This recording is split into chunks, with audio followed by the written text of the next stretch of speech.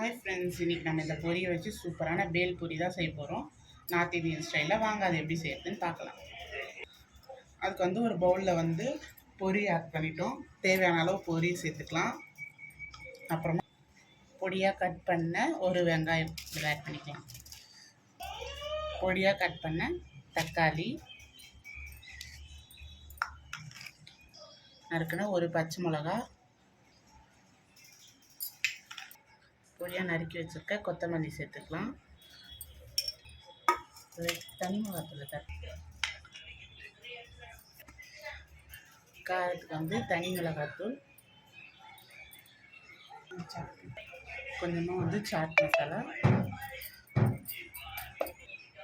லாஸ்ட்டாக இதில் புளி தண்ணி கரைச்சி வச்சுருக்கோம். கொஞ்சமாக புளி தண்ணி ஆட் பண்ணிக்கலாம். மிக்ஸ் பண்ணிக்கலாம். உப்பு கொஞ்சமாக போட்டுக்கலாம். பொரியிலே ஆல்ரெடி உப்பு இருக்கிறதால கொஞ்சமாக சேர்த்துக்கலாம். இப்போ இது எல்லாத்தையும் நல்லா மிக்ஸ் பண்ணிக்கலாம்.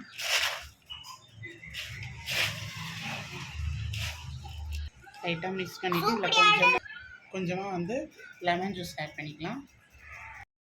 பேல் பொரி நல்லா ரெடி ஆகிடுச்சு. நல்லா மிக்ஸ் பண்ணியாச்சு. இப்போ இதை நம்ம கடையிலலாம் கொடுக்குற மாதிரி ஒரு பேப்பரில் போடலாம்.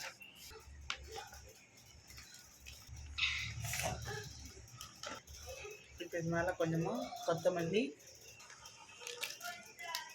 மேலே சேவ் போட்டு நம்மளோட சூப்பரான பேல் பொரி ரெடி.